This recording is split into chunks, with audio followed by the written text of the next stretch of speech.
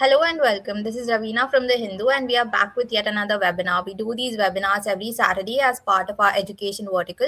And this Saturday, we are focusing specifically on schools.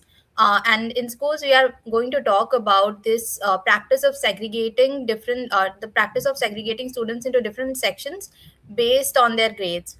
Now, when we talk about this, it's not something that none of us have ever encountered. It's something that we have experienced as students or as teachers, or when you're in a school ecosystem as it exists now. There is a grade A, there is section A, section B, section C, section D, and in section A they will place students who score the most number of marks. In section B, maybe those who score slightly less. In section C, and so on and so forth.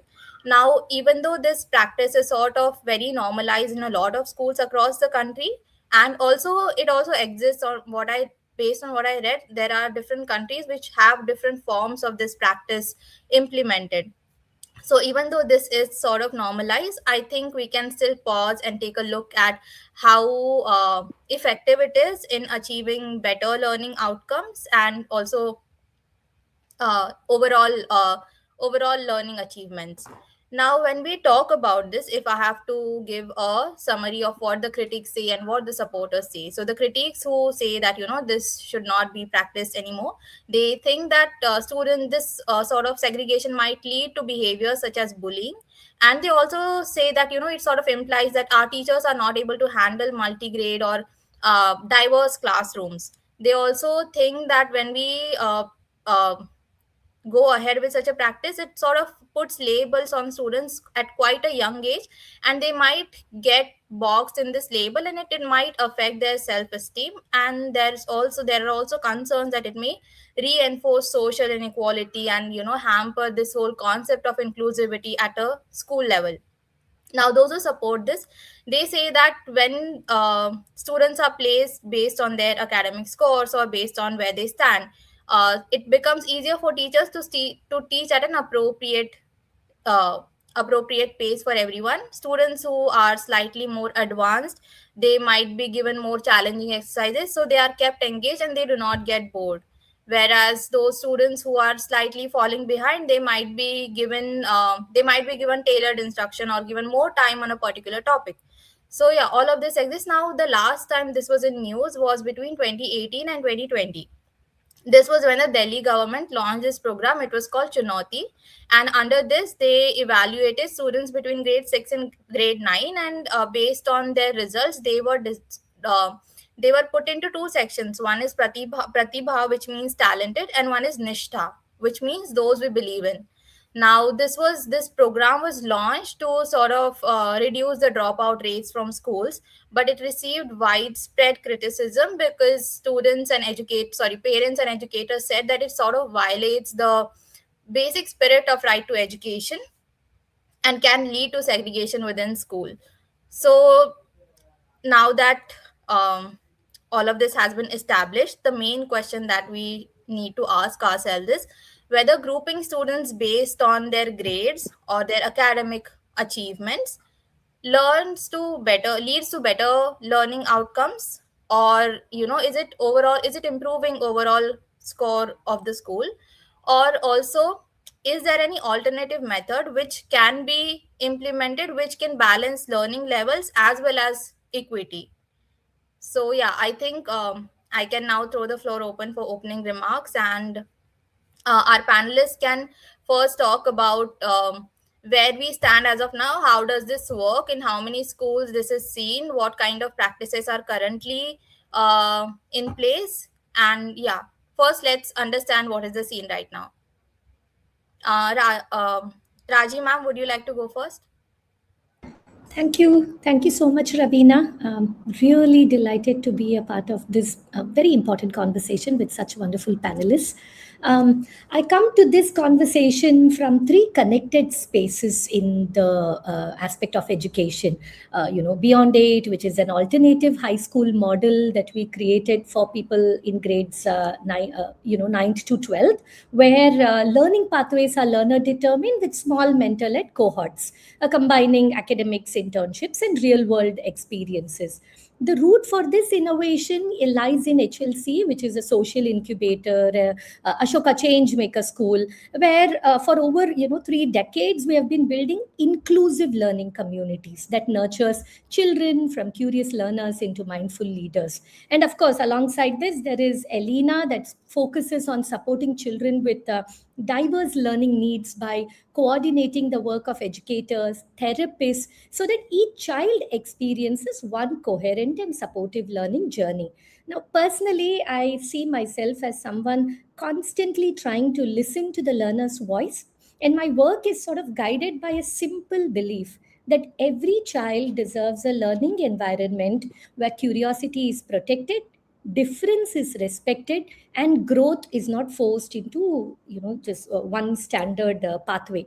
I also believe that as a society we must learn to scale good ideas, not just scale sameness. So too often what happens is systems expand by replicating uniform structures. It could be segregation, but what really deserves to spread are practices that honor curiosity, inclusion, human potential. And when we nurture, when we protect the childhood years with care and intention, we are not only investing in individual futures, we're actually shaping the kind of adults our children will become. And in doing so, strengthening the social fabric and democratic future of our country. So, not just the government, but parents and different stakeholders, if we meaningfully invest in a child 0 to 18 years, the returns will compound for life through healthier citizens, stronger workforce, lower inequality, widened base of entrepreneurship and innovation, a very strong, resilient society and economy. We literally, change the architecture of society. So I hope that through this conversation and through multiple efforts, that we continue to listen to the learner's voice and preserve 18 years of childhood so that we can benefit from the 72 years of adulthood that beautiful 18 years will gift us with.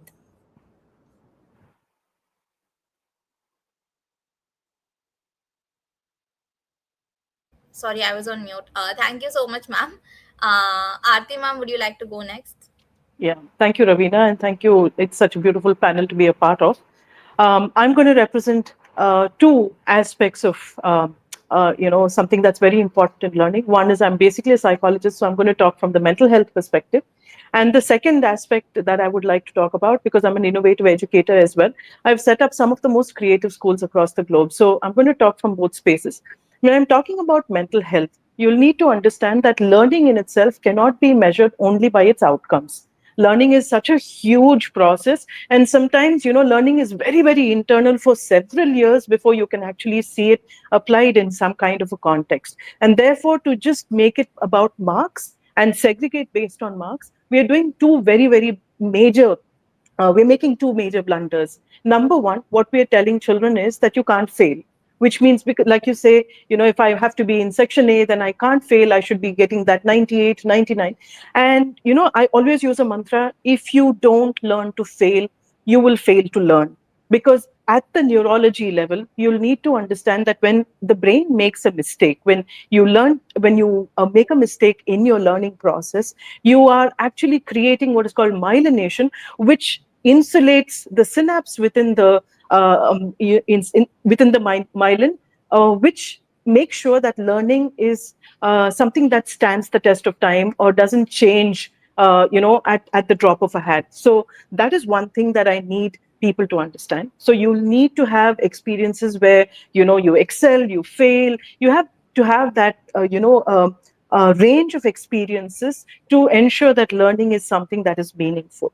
The second aspect of what segregation will do is that it's going to put children in boxes. Some children may use this as a motivator to try and do better, which is a very small percentage as far as the research goes. And a lot of children tend to get demotivated, saying they've anyway, lost hope. The Pygmalion effect comes in here, where they feel that I've already been grouped along with group C, so nothing much is really expected out of me. So we're doing this huge injustice to children.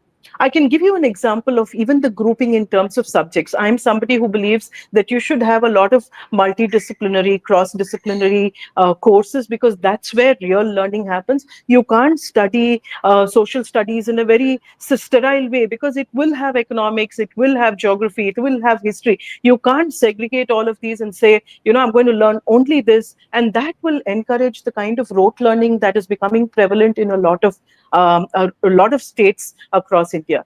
And the most important part of this, and when I was in college, for example, we had English, the same language was given in three courses: course A, course B, and course C. And the people who were in course A, like me, we were the people who were writers, like poets and things like that. So we had professors who would help us to develop our skills for writing.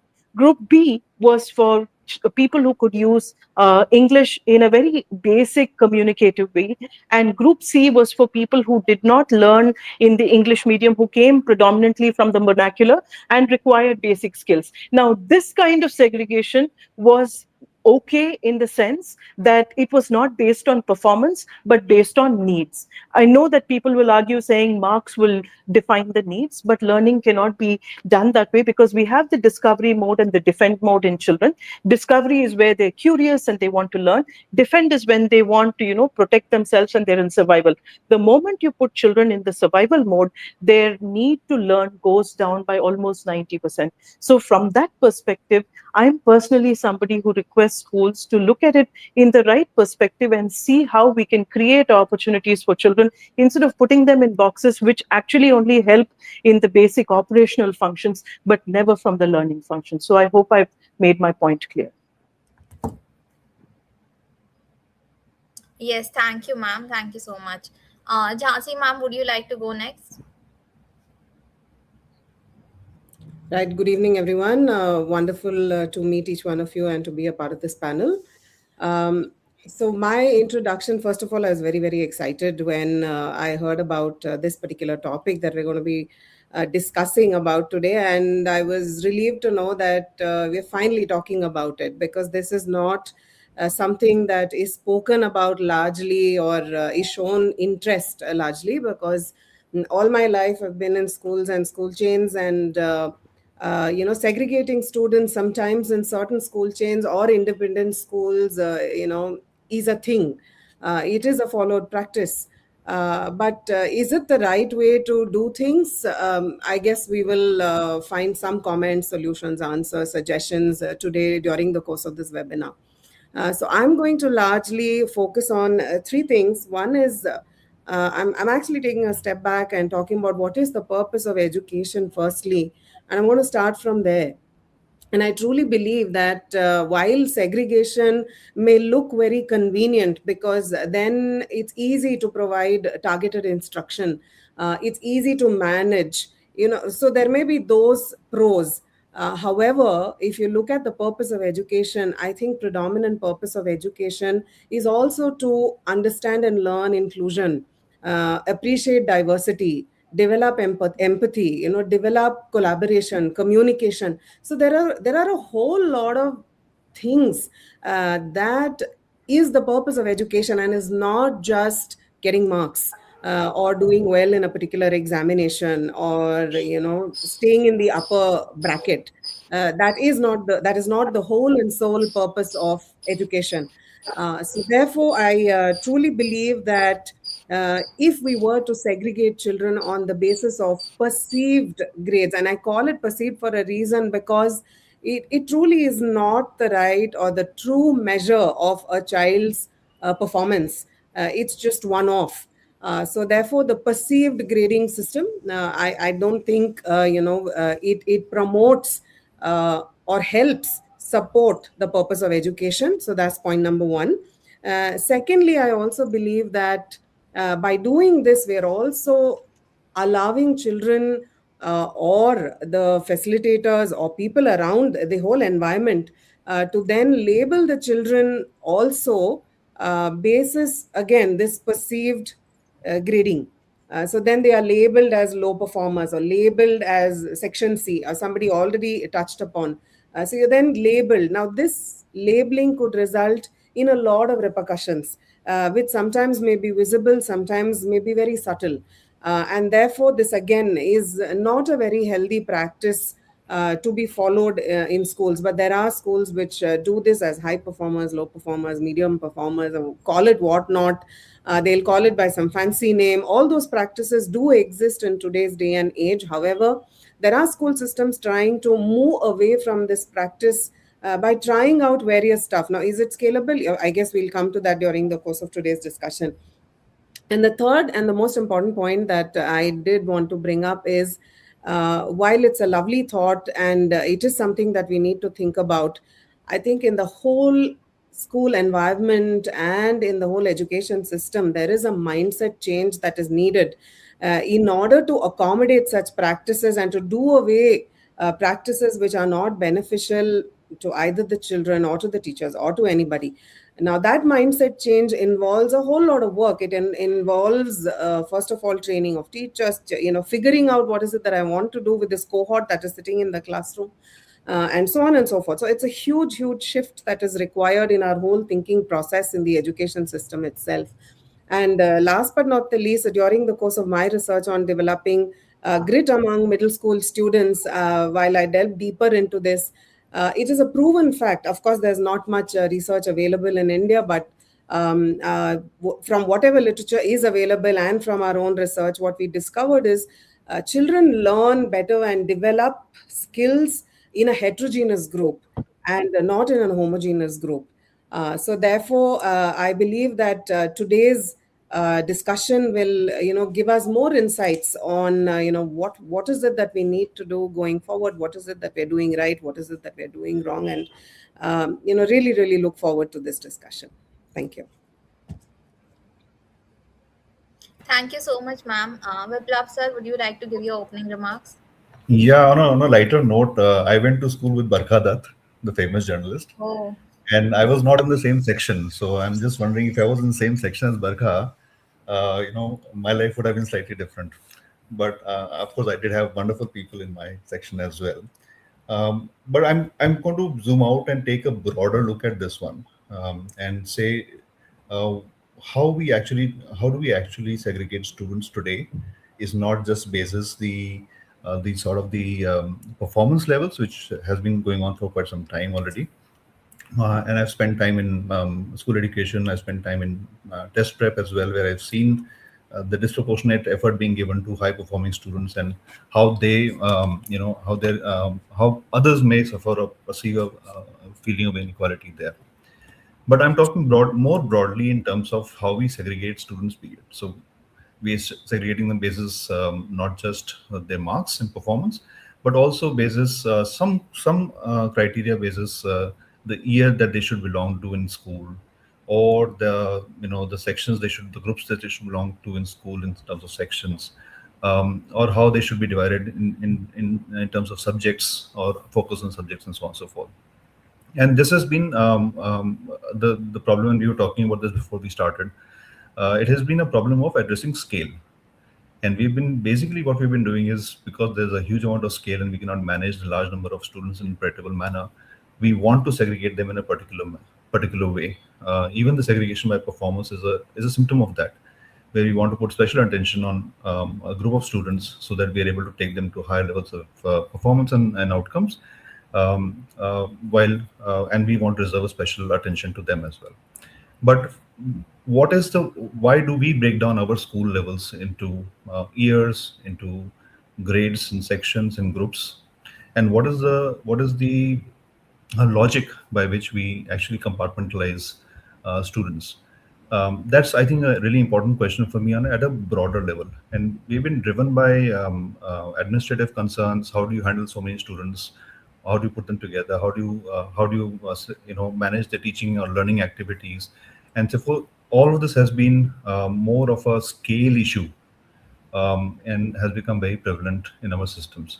The second point I wanted to also raise was that this is an administrative problem that we are solving, right? Can we look at it in a different way? How do we look at it when we want to become more creative in school? And how do we want to look at it when you want to promote individual growth and diversity in the classroom itself? and that is a big problem that we have to also look at in terms of skill. Um, the other ideas are also around, because we are working with teachers now, is how will teachers handle the diversity in the classroom by themselves. So, for example, how do you handle multi-grade, multi-level classrooms that exist today itself is a core challenge. Ultimately, the way the systems are created, we are then constrained to teach to the middle. We're not able to give attention to every student in the way they're supposed to be given attention to, and that is a real challenge for us. India is a diaspora. We have there's no single India. We have so many different types of schools. So many of our schools are right now single teacher schools. Almost all our classrooms are multi-grade, multi-level classrooms. So all these different kinds of there's no uniformity in the kind of if you're talking about a school or a student or a teacher. So we need to really think about how we segregate, our students. How do we actually instruct them in a way that's most effective for them on a personal basis as well. Thank you so much, sir. I think we have established everyone's introductory views on this. The next question that I would like to come to is whether this sort of grouping improves learning outcomes overall. Raji ma'am, would you like to answer? I think we are, I think, completely clear through the opening remarks itself that definitely not. It's almost like saying that, we have to actually think about ability, right? We are trying to say ability-based grouping when we are talking about this. Can we think about ability? Ability, is it fixed? In a learner, right? And is it fixed for a particular time? Is it measurable? Is it visible through performance? It's not, right? So children develop unevenly across domains and in response to the context that is around them. So when we group quickly, very quickly, by a perceived ability, we often confuse current performance with actual potential. So good learning improves when teaching is responsive, and that does not always require rigid grouping. It requires adults to observe well, personalize support, and create multiple entry points into learning. So ability wise grouping, segregation, grade wise grouping, it can improve short term instructional convenience, but what it does to the self worth of children. I think Aarti will be has already spoken in her opening remarks that when ability-based grouping can be very, very detrimental to the self-worth of a child, and it's almost like when we try to do this age-based, age and ability-based efficiency, it's like buying cheap infrastructure and then spending the next 20 years repairing the damage. So the real question here is not if children are different. They are, obviously. The real question is whether our schools are designed to respond to difference with intelligence, or are we wanting to suppress it for convenience through different methodologies of segregation and other names that we come up with. Thank you so much, ma'am. When we say that this is not the type of segregation that would happen, if we are talking about teachers and that they need to handle a diverse classroom, what kind of support structures do we need to provide them with if they have to overcome this practice? So Any can I one just of No, in- go ahead, Biplab. just one quick point before you come in? This is a problem of scale. So we've handled it with scale, right? We've got a board of education. The board of education is defined. This is the content to be taught. This is how it's going to be taught. They're going to be 30 weeks. They're going to be 5 periods for science. We have defined everything for a teacher to sort of narrow them down and stop the agency to deal with multi-grade, multi-level scenarios. So the most important thing I think we should do is try and empower our teachers. Sorry, over to you, Aarti. I'd like to also add context here. When we are saying learning and outcomes, we are still sitting with the 300-year-old method, which has the assembly line and the quality control. Please, let's start looking beyond all of that. That was okay for 300 years back when we were creating supervisors and managers for the industry. Now we need to have people who are more contributors than consumers. You can't have people continuously saying, will I get a job? Will I get placed? They need to be saying, will I be able to create jobs? Will I be able to create an ecosystem that is healthier? The second part that I want to make, very clear from mental health is when we are looking at segregating. Raji mentioned ability, and at one point, Jansi also mentioned why it's important to have diversity. What I'd like for us to understand is that when you do not have just the marks, and if you're going to segregate just on marks, but when you do segregate children, you have to put 25 kids together or 30 kids together in a classroom. When you allow children of different abilities to come in, you're also creating a system where even if I'm not so great with academics, I may be very, very good, I may be very compassionate, very empathetic. Some values that I may embody are things that another child may not have. So, what diversity really does is to ensure that all children have this opportunity to experience life in all its beauty. And at the cost of sounding extremely philosophical, I want us to understand that schooling really needs to have that.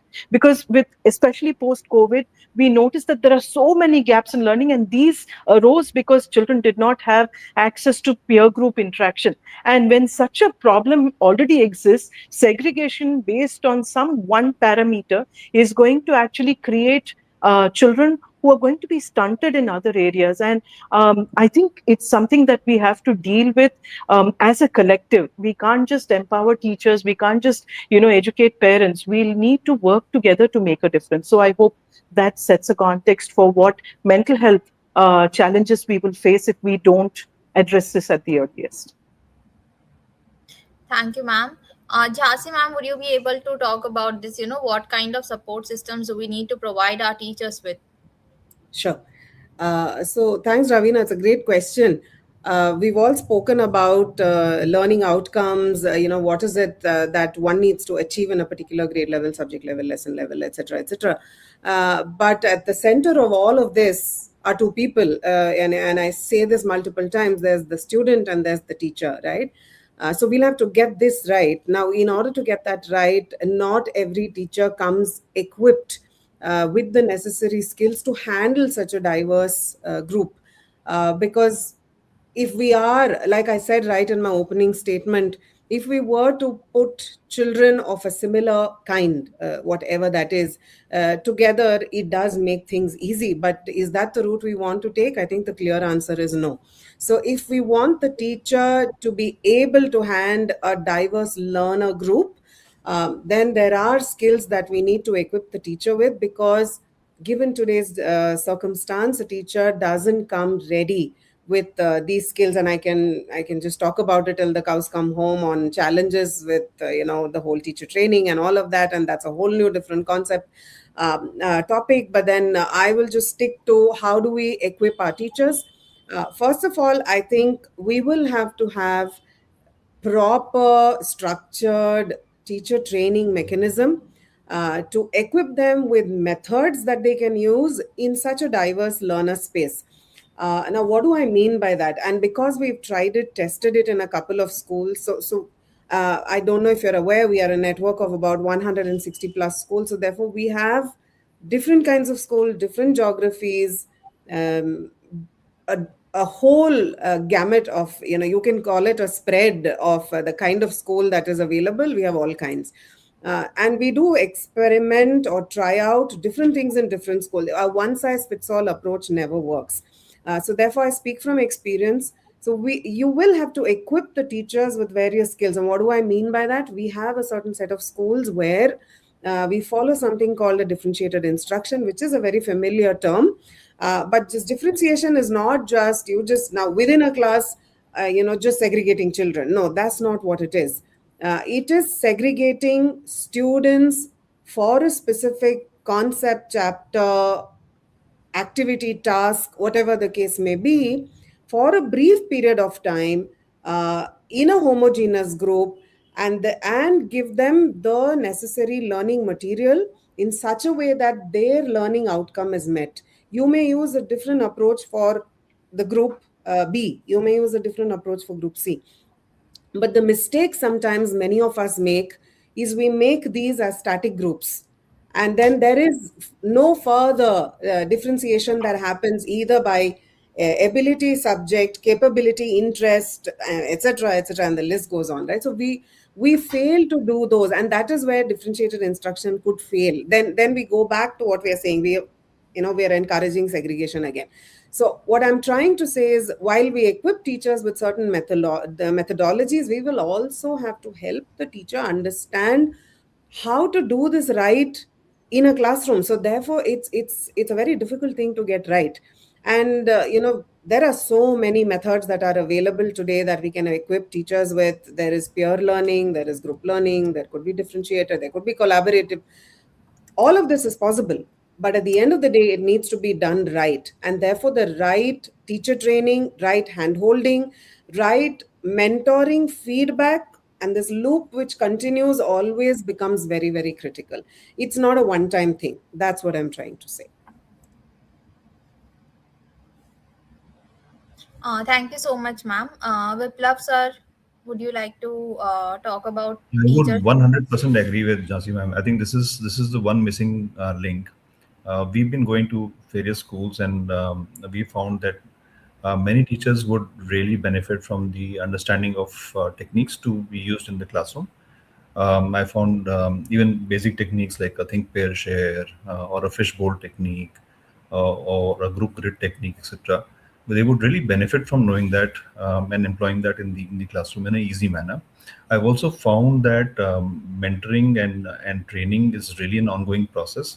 So perhaps there's a chance for more teacher-to-teacher collaboration within schools, and across schools. When you have a group of schools, or otherwise with the wider community, international community as well, where there's a culture of sharing and learning together, especially in the new AI age. I think it's really important for us to look at how we can connect more perspectives together.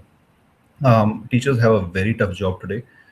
They have very little time. They have lots of responsibilities, and if we can help them in some way to sort of really, in a easy and continuous manner, be able to continuously learn and employ new techniques in the classroom, we have pretty much done our job. But that is really, the teachers are the force multiplier for us.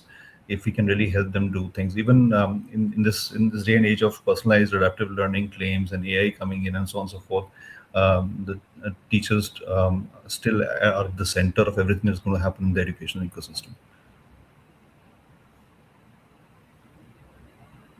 Ravina, I'd like to add something here. Yes, See, ma'am. as much as we talk about teacher training, methodology, all of that, we'll need to also understand that they may be subject experts. The teacher may be subject experts, and we can give them n number of techniques. But the most important subject in the classroom is the child, is the learning child.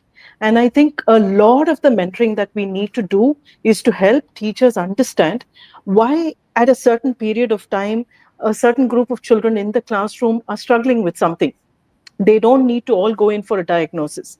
They all need a little bit of support. So that attuned teaching is something that can come in only when we, as educators, as school heads, as leaders, try and understand. And a lot of schools which have had great outcomes, the countries that have great educational programs, that's because they employ the right kind of people into the system who can understand children. So I think somewhere that is a very, very big driving force that we can bring into this whole discussion. Yeah, excellent point, ma'am. I'll just Actually, go through some of Ravina, the. Yes, ma'am. I just wanted to speak about scale because scale is the biggest problem, right? Naveen, my husband, who is also the co conspirator in everything that we do in the space of education, for both of us, the first question people ask is, oh, okay, HLC, all right, beyond it, okay, you guys are just catering to a small group of learners, you're catering, you're in a very beautiful, shell, and hence it's working. What about scale? What about, so many different schools? And I think what we do wrong with scale is that we imagine one perfect model spreading everywhere. Actually, in reality, it can come from very small shifts that are adopted widely. So, if schools begin to adopt even one thoughtful practice that better respects how children grow, the cumulative impact of that across thousands of classrooms can be profound. So the goal is not to replicate just one institution's design everywhere, which we try and do, but to spread principles that work. And if a system scales the wrong things like segregation, like rigidity and a narrow definition of success, the damage also scales. So if even a few good practices spread, that benefits will multiply across generations of learners. It could be differentiated instruction, it could be treating the learner as the subject in the classroom, listening deeply to the learner's voice, using flexibility in pacing, using a hybrid learning environment. There are many small things. If we were to just pick one as per the context for a school, I am sure that the benefit of that will not just be for our children, but it will have a generational benefit across, across multiple stakeholders as well. Aji, and one more thing I think that I'd like to add, I think the small changes are great, but we are as a nation, education systems worldwide, we are really it's fashionable for us to implement some popular schemes. Like now we're talking about competency-based frameworks and things like that. And so the issue really is competency-based frameworks are at odds with the kind of scheduling and timetabling and other kind of things, because it believes more on each individual's attainment of mastery of a particular concept before they move on to the next concept. And therefore, if you really are going to look at mastery and competency-based assessment, competency-based learning, you have to become flexible in terms of the time you spend in class or to give to every student. And by default, starts becoming personalized. But at scale, how do you implement that kind of a system when you have rigid class timetable, kind of mechanisms in class? I would be very interested to know how we can even make it possible at scale. Yeah, one of the things that I came up with when I was reading up for this is that, teachers have this thing that, this is the syllabus that you need to finish in this amount of time, and for that you will be assigned these many number of classes.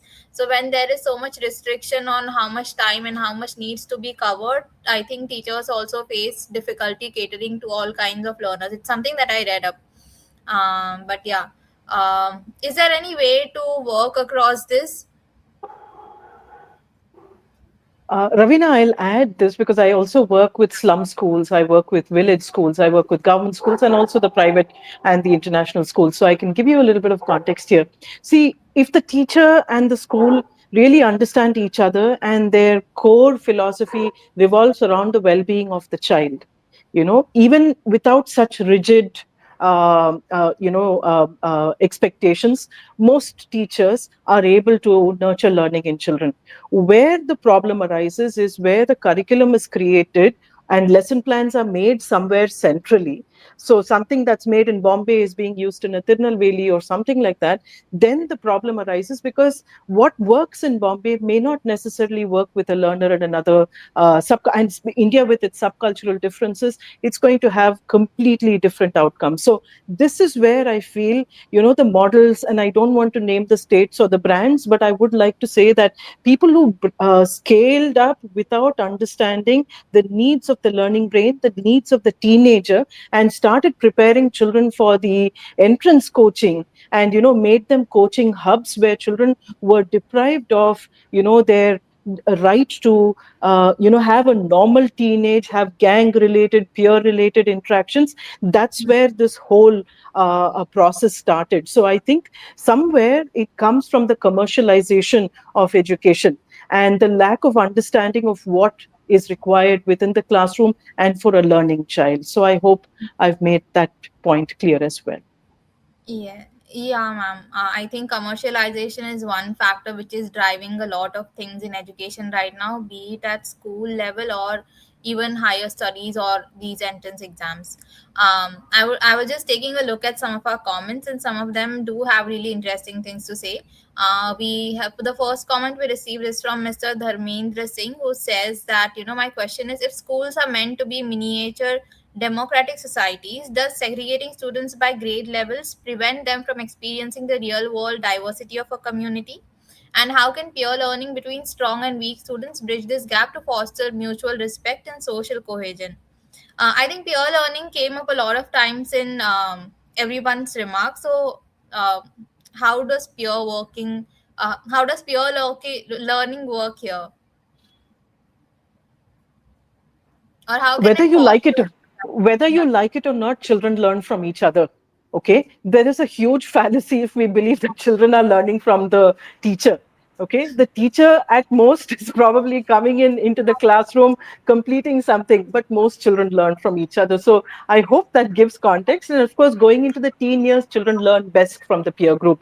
And project based learning is like a ready made model for that. But just beyond that, even group study, discussions with each other, challenging each other after class, with just a joke about what they've studied, teasing the teacher, all these contribute towards peer learning because it creates that ecosystem where learning is nurtured. So that's my take on the subject here. Yeah. If anyone has anything to say about peer learning, you can right now. And That said, just to yes. add to, sorry, yeah. Yeah, just to add to what Aarti ma'am said, in order to, I mean, she's bang on when she says children learn from each other. We're mistaken if we think otherwise. Uh, but in order to make this effective, I think we as educators, teachers, leaders, whoever is involved with children will have to create that environment to allow peer learning. But if we put them in a classroom where you're not even allowed to interact, speak, voice, then pure learning is a failed approach. It's not going to work. So the classroom will have to be, the environment will have to be conducive for pure learning. Otherwise, it's just going to be concept for concept's sake, and will not result in anything. Nobody's going to learn from anyone. Actually, Yeah. I wanted to respond to that and continue from where Viplav was also asking about Yes, ma'am. scale, right? So, one way to think about it is incorporating technology in the right way, not just trying to replicate textbooks as things that are on the screen, but actually using technology to schedule and really solve the problem of timetabling, which is a real problem, right? That is one aspect. And the second aspect is in the Beyond Aid design, we have three components in a learner schedule. First of all, we use an algorithm which helps us sort of group learners into academic classes. So if you're taking a grade 9 English, you are with grade 9 English learners, but at the same time there is vertical group activities across grades 9 to 12 which you do through peer collaboration.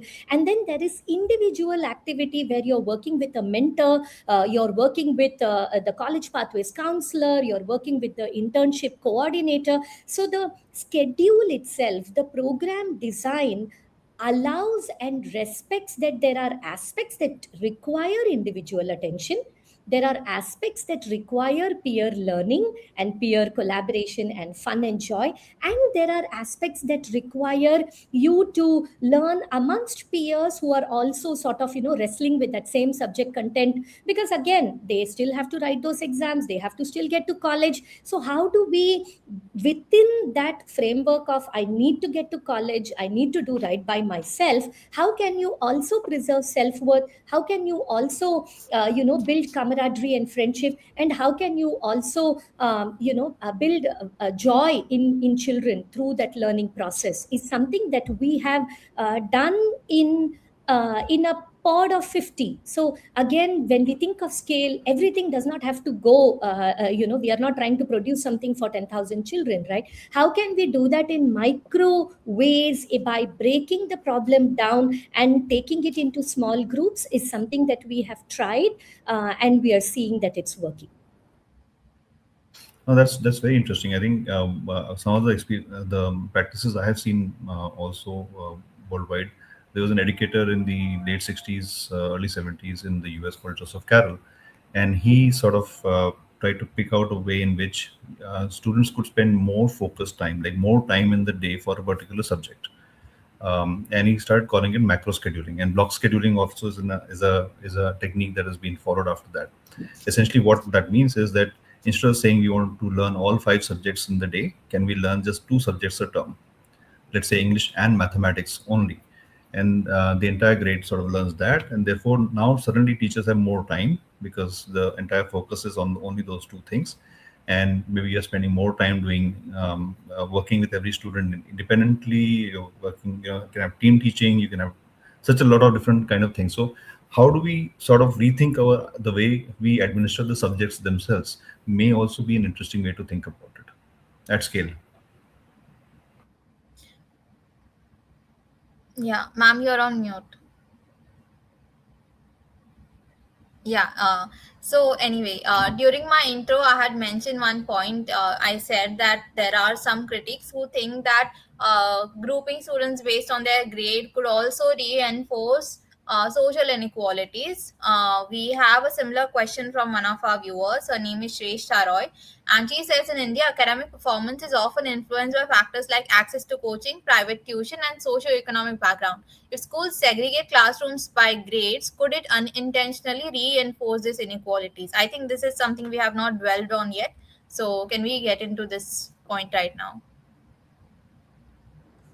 Actually, this is the saddest part, right? Because the moment schools sort children early and the groups don't remain neutral for long, right? They begin to reflect privilege, they begin to reflect language exposure, confidence, parental support, prior opportunities, and then sort of, what appears to be just this academic grouping becomes social sorting. And the danger is that schools start legitimizing inequality by calling it merit. And children who had less to begin with, which are often they are given less again. So when we do this sorting early, definitely social inequality is amplified, and we don't just group children by performance. Actually, we end up grouping them by accumulated advantage, and that's the worst part. Because of that segregation.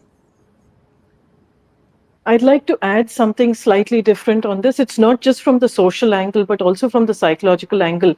Many children who may be going through what is called ACE experiences, adverse childhood experiences, like parents separating, having lost a loved one, not having the kind of access to good health or practices.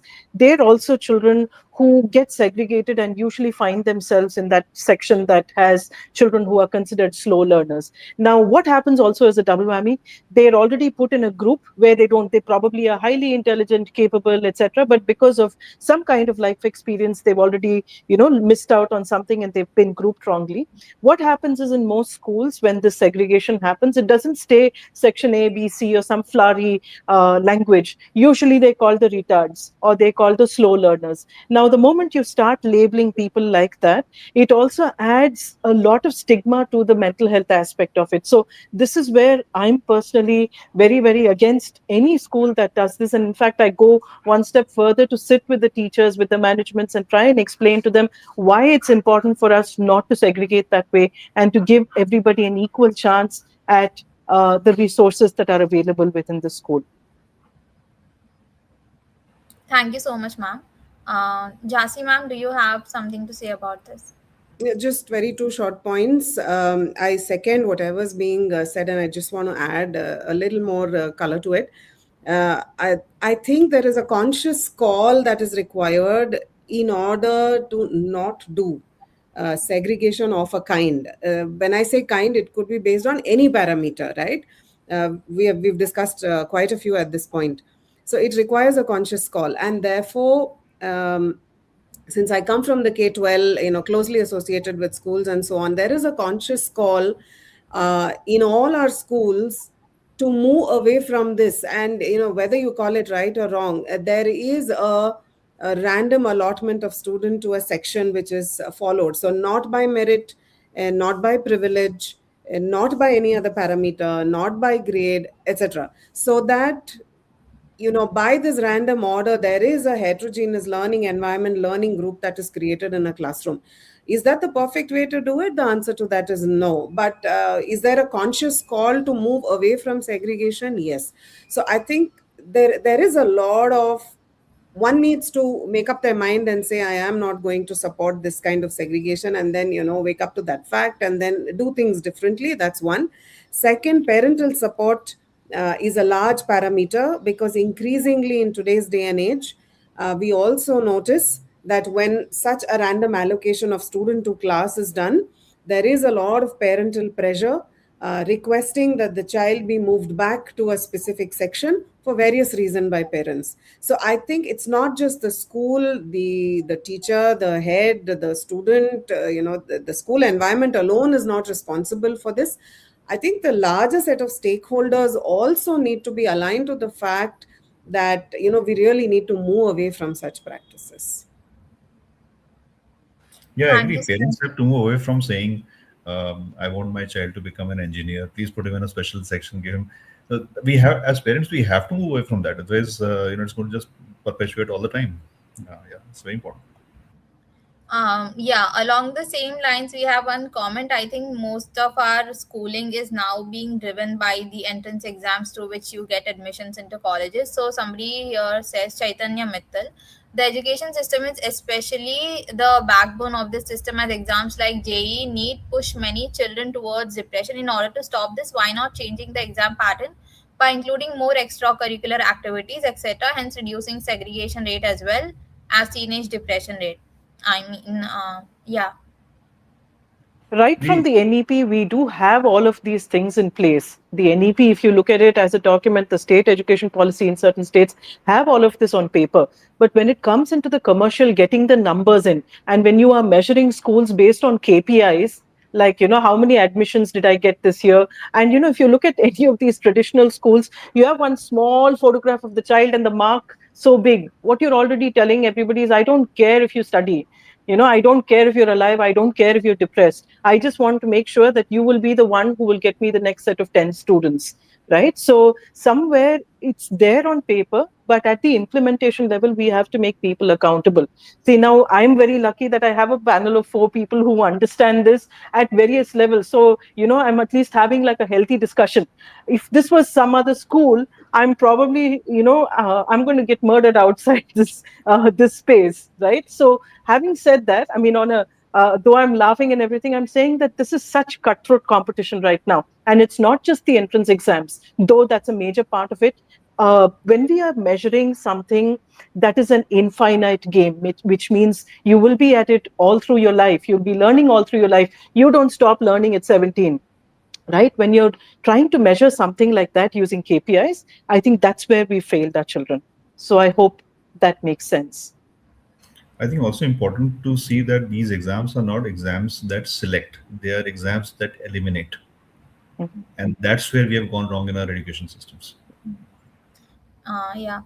We And I have a think very, it yeah. sort of, contributes to the laziness of the Yes, adults and the systemic failure that we have systemically failed our children, right? Because an employer wants an easy way to sort, a college wants an easy way to sort, a school wants an easy way to sort. So when we all adults want easy ways to sort because we don't have enough resources, finally it is the 0 to 18-year-old who is getting an impact of the laziness and the non-creative solutions that we have come up with. And we are literally trying to see that we are processing children. We are thinking that we are processing children very efficiently, and instead it should be about developing human capability, and that's where we have lost the ball. There should be more schools, more colleges, more teachers, more jobs, and but what we have is a great sorting system. Yeah. We have a comment.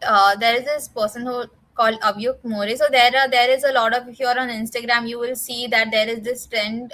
In Hindi, it reads जो पढ़ने वाले कहीं भी पढ़ लेते हैं, which translates to if you're going to study, you will study anywhere.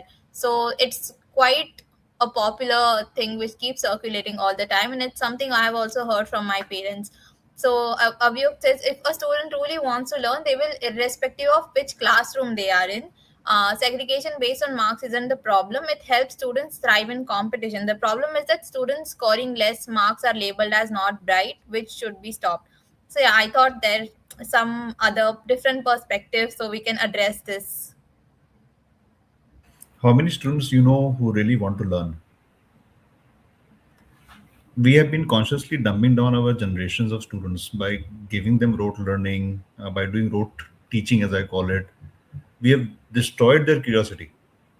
Forget about having individual motivated students to learn. I mean, there are of course a lot of the students who want to learn on their own, but it's not because of our doing.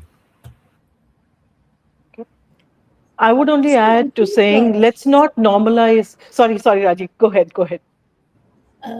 I was going to say that that statement also comes from a space of privilege. See, I was grown in the chawls of in Mumbai. You don't have exposure, you have curiosity, you have the willingness to learn, all of that. But if you don't have exposure, if you are not, if you are if you are going to be segregated, you think that is the reality of the world and you try to work through that. You're not even aware that there is another way to do things, and then you sort of develop this sense of a sense of self where you think that you are not enough. Where is this motivation for learning coming when you are not aware that there are better ways to do things? So sometimes it is very easy to say that for some children it will work, but I think we need to ask the child, which child has it worked and what was the context that they were in, what was the support system that they had, and how did they even develop that sense of achievement. While I respect the comment that the person has made, I would also like to add that we can't normalize nonsense just because it worked for a bunch of people, number one. Secondly, like Raji beautifully put it, children need to decide. So, for example, when you're taking physics and you're learning the laws of light and sound, there is a beautiful book in Tamil which has couplets like your dohes in Hindi and your Tirukural in Tamil. The scientist has written all the laws of light and sound as two-line couplets in Tamil. My village children are studying those as poetry, and they apply it much better in science than any textbook ever has made possible. So let's not normalize something just because it worked for some people. Let's try and rise up to this challenge that every child can learn, not on the same day, never in the same way. If we understand that, I think we'll make a huge progress. Yes, thank you, ma'am. I was just going through the comments, and there is someone named Archana Narayanan who says, "As Indians, we have entered the edtech race, and segregation has become a norm. And this segregation has been marketed as a strategy for gaining admission." I remember taking an entrance for. So now, at least when I was in 12th standard, there was this thing where you have to take an entrance, and if you get some number of grades, you will get a scholarship or something, or you will get some discount, or you will get extra classes. Some sort of, there are these schemes that they usually target students with.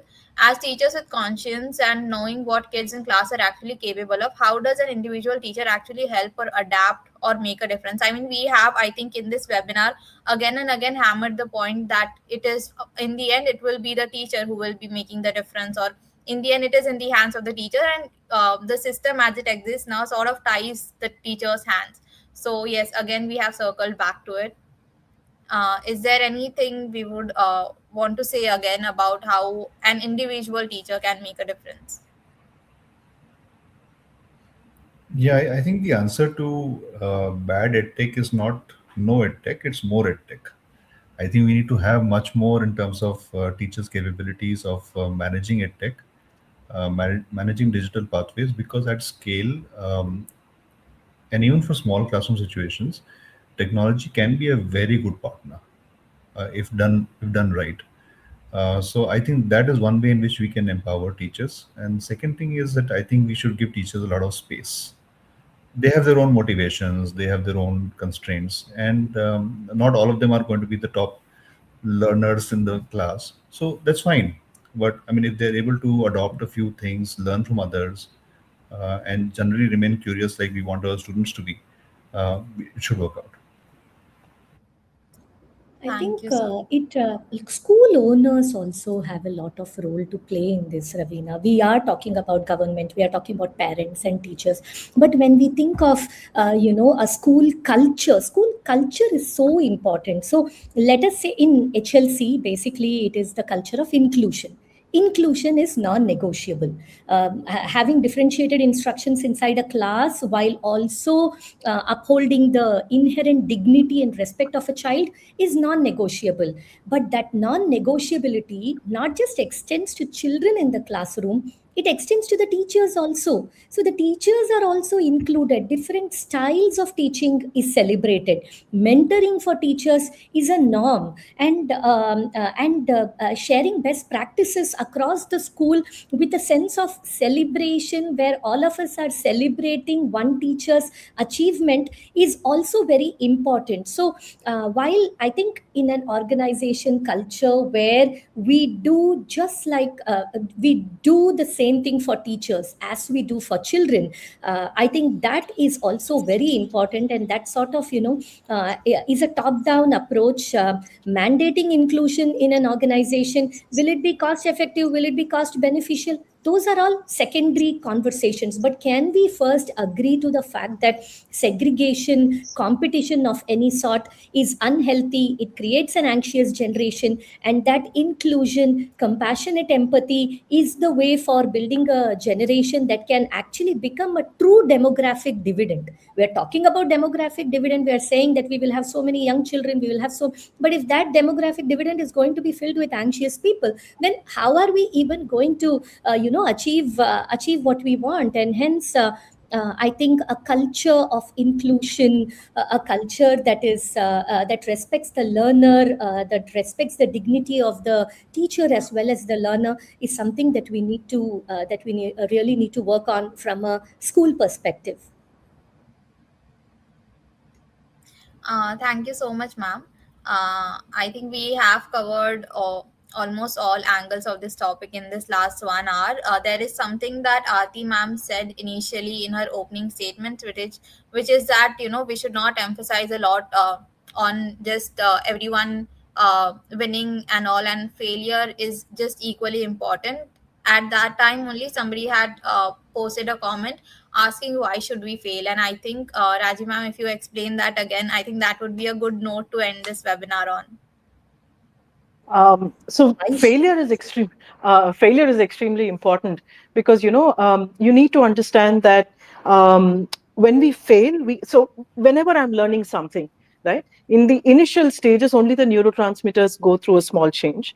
Then over a period, when I'm learning it through different modalities, when I'm trying different things, then synapses are formed, so neurons are making connections. Now that is like a copper wire, right? That is like a copper wire which will just not conduct energy, but it can disperse energy in the absence of an insulator. Insulation comes when I make a mistake. The moment I do something, I make a mistake, and then I realize, oh, okay, let me do it another way. So that's when white matter goes around the synapse. It becomes that insulator so that electricity can pass, so learning can pass. And if I were to summarize that in one of the best studies in the world, it's called Intelligent Fast Failure from Princeton University.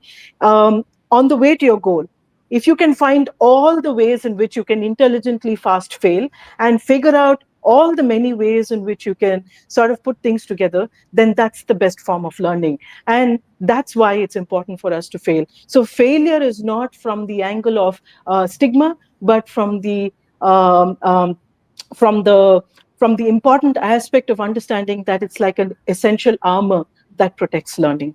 So I hope that gives context. Yes.